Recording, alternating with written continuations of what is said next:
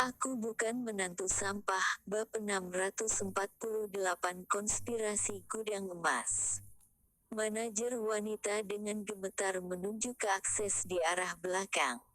Di gudang emas belakang. Rocky melambaikan telapak tangan. Manajer wanita itu pingsan oleh angin lambaian tangan, dan dia melangkah dengan cepat ke halaman belakang. Di dalam gudang emas, Barry menjuntai cerutu, duduk di sofa besar sambil menyipitkan matanya. Noya berdiri di belakangnya, tubuhnya yang kekar bagaikan menara besi, berdiri tanpa ekspresi. Di sofa hitam seberangnya duduk joki, Fasri, dan seorang lelaki tua berjubah biru, bertubuh kurus namun berporos wibawa dengan matanya yang bersinar, membuat orang yang melihatnya timbul rasa hormat dari hati. Barry menghembuskan asap cerutu dan tersenyum, aku tidak menyangka sekumpulan batu kasar ini akan dijual dengan harga tinggi 5 miliar rupiah. Keuntungan kali ini di luar dugaanku, tunggu si Rocky melunasi uang lelang, kita rayakan sama-sama. Kemudian dia mengangkat kepalanya dan berkata kepada joki Pavilion Ferry, wakil Pavilion Zhao, orang-orangku telah diatur, sisanya tergantung kalian lagi. Tunggu hingga Rocky datang mengambil barang, kita akan mencegatnya dan membunuhnya bersama teman-temannya di tempat, lalu ambil uang dan barang, adapun formula obat anggurnya, ikuti sesuai apa yang kita katakan sebelumnya, aku ambil uang dan kamu ambil resepnya.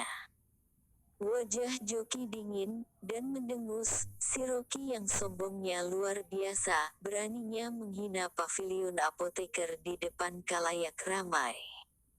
Dia mengira adanya seseorang di belakang mendukungnya, lantas bisa seenaknya.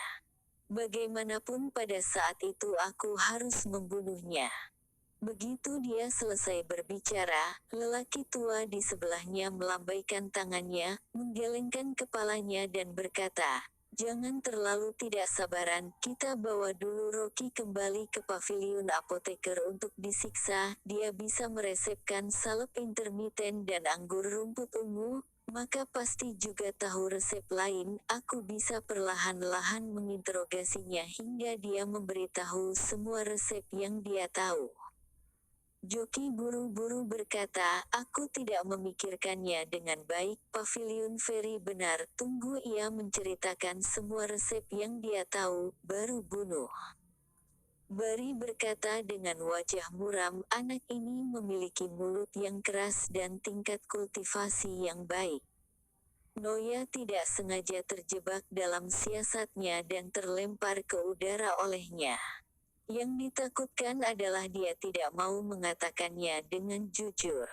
Pavilion Ferry mengelus jenggotnya dan berkata dengan senyum, dia hanyalah kultivasi jin dan fase awal, level segitu tidak cukup menjadi masalah. Sekalipun dia telah berkultivasi hingga fase jin dan medium, mana mungkin bisa menang melawan kita semua sekaligus. Kita dua bisa bekerja sama, ditambah adanya Noya, serta penjaga militer Fasri.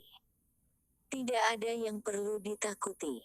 Fasri segera memuji kultivasi Pavilion Ferry hampir mencapai jindam medium. Master sepertimu sekuat dewa di mataku. Bagaimana bisa aku yang manusia ini dibandingkan denganmu? Izinkanlah aku menjadi meriam tambahan bagi Pavilion Ferry, wakil Pavilion Zhao, dan Kak Barry. Aku akan membunuh semua orang-orang kecil yang dibawa Rocky, dengan satu tujuan, tunjuklah kekuatan kalian pada kami. Tuan Fasri, perlengkapan pengawal bersenjata Anda adalah salah satu yang terbaik di seluruh wilayah Burma. Anda terlalu rendah hati. Joki tertawa bangga karena dipuji. Mereka berbincang riang di sini, dan suasananya sungguh menyenangkan. Barry pun tersenyum, dia sangat percaya diri akan siasatnya. Awalnya mereka hanya berencana menyerang keluarga Aung San, namun mereka tidak menyangka si pencuri tua Aung San tidak datang, dan hanya mengutus anak sampahnya Aung Miko datang ke pertemuan tersebut. Ditambah lagi kemunculan seorang Rocky yang membawa uang ratusan miliar rupiah serta resep obat yang tidak ternilai harganya, jelas merupakan target yang gemuk. Asalkan Rocky datang mengambil barang, maka ia tidak akan bisa keluar lagi. Hingga saatnya tiba untuk membagi rampasan, Bari akan mengambil uang, resep obatnya diambil paviliun apoteker, Fasri juga akan terbagi 10 miliar, sungguh akhir yang membahagiakan. Fasri tiba-tiba ragu dan bertanya, "Kak Bari, dia benar-benar tidak ada hubungannya dengan keluarga Lin di kota Wasa? Jika marganya berkaitan dengan keluarga Lin, bukankah kita akan mendapat masalah?" "Tuan Fasari, jangan khawatir." Joki tersenyum dan berkata, "Paviliun apoteker kami telah menanyakan dengan jelas di negara Yuga, meskipun marga Rocky juga marga Lin, namun sebenarnya tidak ada hubungannya dengan keluarga Lin kota Wasa. Paling tidak juga seorang kerabat jauh, sejenis yang tidak dipedulikan oleh keluarga Lin itu." Petik 2. Paviliun Ferry menambahkan, Rocky adalah menantu dari keluarga Liu di kota Golzer. Saat itu ia kembali ke kota Wasa, dia bahkan tidak memasuki pintu keluarga Lin.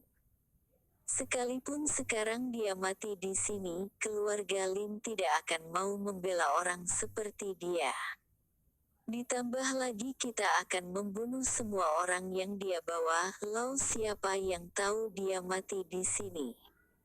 Petik 2. Bari tertawa, kota White River adalah wilayah kekuasaan keluarga Bale, aku tidak mungkin informasi terbocorkan.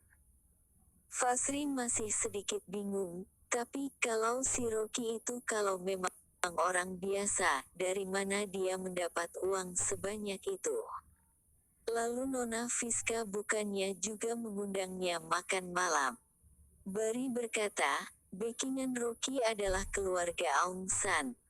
Tambang giok yang kita pindahkan bersama kali ini adalah milik keluarga Aung San. Agar tidak malu, tentulah keluarga Aung San siap menghabiskan banyak uang untuk membeli batu-batu kasar ini. Lalu mengenai Fiska, tidak lebih hanya ingin melindungi wajah keluarga Lin. Apakah menurutmu dia benar-benar peduli dengan Rocky? Memintanya untuk pergi makan malam tidak lebih hanya takut Rocky berbicara omong kosong setelah pelelangan. Tidakkah kamu lihat Fiska pergi malam itu juga? Itu artinya Fiska tidak ingin terlibat dengan Rocky. Paviliun Ferry dengan dingin mendengus, sekalipun ia memiliki hubungan dengan keluarga Lin, lalu kenapa? Keluarga Lin hanyalah orang terkaya di kota Wasa, tidak ada hubungan dengan keilmuan kultivasi.